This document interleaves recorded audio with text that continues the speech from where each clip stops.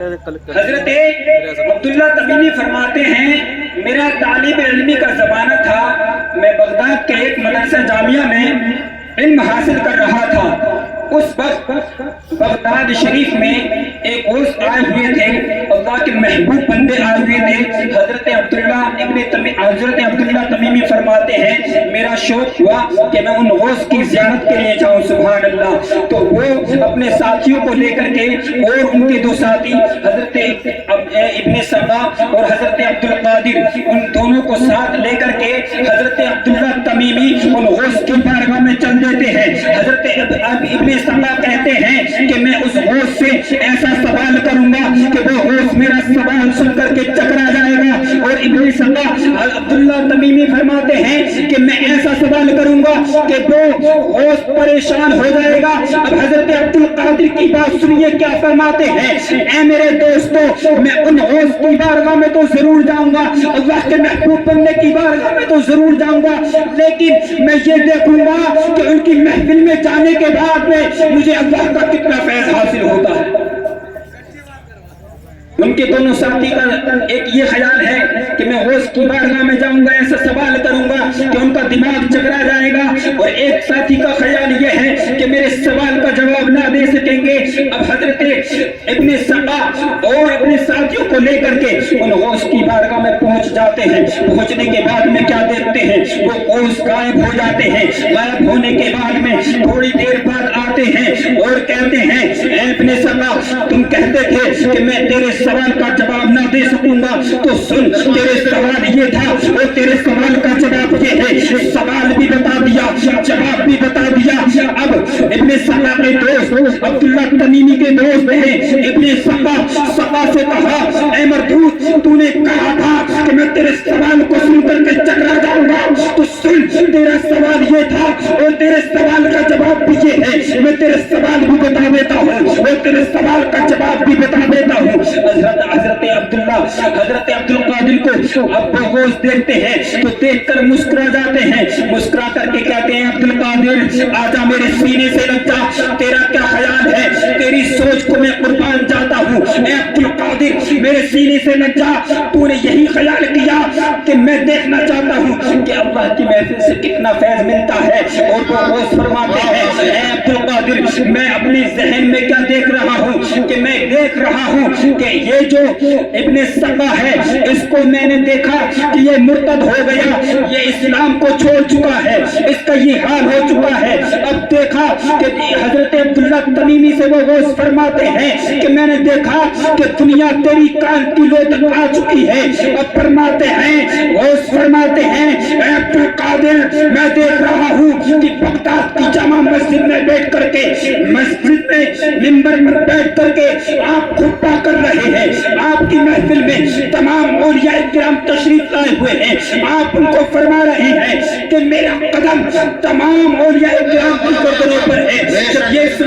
جب یہ سنا تو حضرت عبداللہ کی بارگاہ میں، جب حضرت عبدالقادر کی بارگاہ میں اتنا کہا کہ میں یہ دیکھ رہا ہوں کہ اے عبدالقادر تم بغداد کی جامع مسجد میں بیٹھ کر کے منبر پر بیٹھ کر کے یہ بیان کر رہے ہو، لاکھوں کا مجمع ہے، اولیاء کرام آئے ہوئے ہیں اور آپ بیان فرما رہے ہیں کہ میرا قدم تمام اولیاء کرام کی گردن پر ہے۔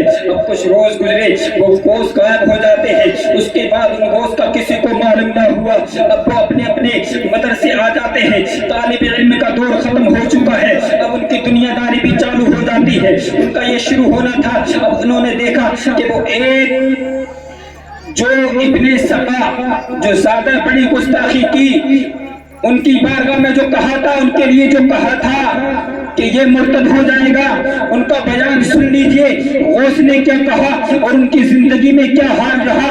اب دیکھیے اب وہ اتنا بڑے عالم بن جاتے ہیں، اتنا بڑا عالم بن چکا ہے کہ تمام مخالف کو اپنے मुकाबले में हराते चले जाते हैं। अगर किसी से उनका गलत पार्टी से अगर मुकाबला हो जाता है तो वो हर अपने सामने वाले को अपने इल्म की रोशनी से हराते चले जाते हैं, अपने इल्म की रोशनी से सबको पीछे छोड़ते चले जाते हैं। अब एक दिन ऐसा भी आया, एक पादरी के महल में जाना हो गया, एक बादशाह के महल में जाना हो गया। वो बादशाह मुसलमान नहीं था, गैर मुस्लिम था। उसकी बारगाह में गए, उसकी बारगाह में जब उसके महल में जब पहुंचने के बाद में इब्न सब्बा ने उसके महफिल के सभी आलिमान सभी पादरियों को हरा दिया। हराने के बाद में अब देखते क्या है, वो हाकिम चकराने लगा कि ये क्या हो गया है। अब इतने में इब्न सब्बा ने क्या देखा, उस हाकिम की लड़की को देख करके उस पर फिदा हो गए। फिदा होने के बाद में इब्न सब्बा ने कहा कि मैं इस लड़की से शादी करना चाहता हूँ। हाकिम ने मौके का फायदा उठाया और कहा, इब्न सब्बा अगर तुम इस लड़की से शादी करना चाहते हो तुम्हें मजहब इस्लाम को छोड़ना होगा, अपने ईमान को छोड़ना होगा, अपने रसूल को छोड़ना होगा।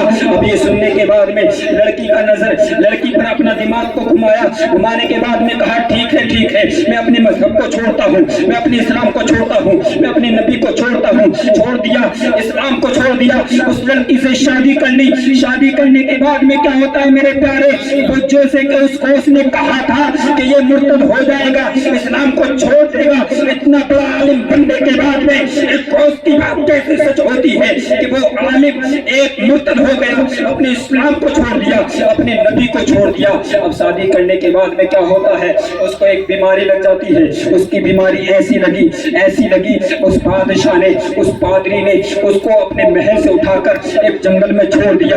अब उसको आने जाने वाले लोग ठोकर मारते हैं, पत्थर मारते हैं। उसका हाल ये हुआ, एक अल्लाह के वली, अल्लाह के महबूब बंदे के शान में गुस्ताखी करने से इस्लाम से गया, ईमान से गया, नबी की मोहब्बत से गया, यहाँ तक कि जान से चला गया। अब सुनिए, हजरत अब्दुल्ला तमीमी जो ये ख्याल रखते थे कि ये गौस मेरे सवाल का जवाब ना दे सकेंगे तो उन्होंने इतनी बड़ी शान में गुस्ताखी नहीं की थी, लेकिन उस गौस ने कहा था कि ऐ अब्दुल्ला तमीमी, मैं देख रहा हूँ कि दुनिया तेरी कान की लो तक आ चुकी है। अब लोग क्या देखते हैं कि अब वो एक महल में वजीरी का काम संभाल रहे हैं, तो वो क्या देखते हैं, दुनिया उनकी कान की लो तक आ चुकी है। अगर वो बादशाह बन जाए तो तमाम उनकी दुनिया उनके सर तक आ जाए। उनकी ये बात भी सच होती है। अब देखिए हजरत अब्दुल कादिर के बारे में जो कहा था उस बॉस ने, तो क्या कहा था कि मैं देख रहा हूँ एक मस्जिद में बैठकर, जामा मस्जिद में बैठकर खुतबा दे रहे हो, तकरीर कर रहे हो और ये कह रहे हो कि मेरा कदम तमाम औलिया अल्लाह की गर्दनों पर है। तो हजरत गौस का यही हाल चल रहा है।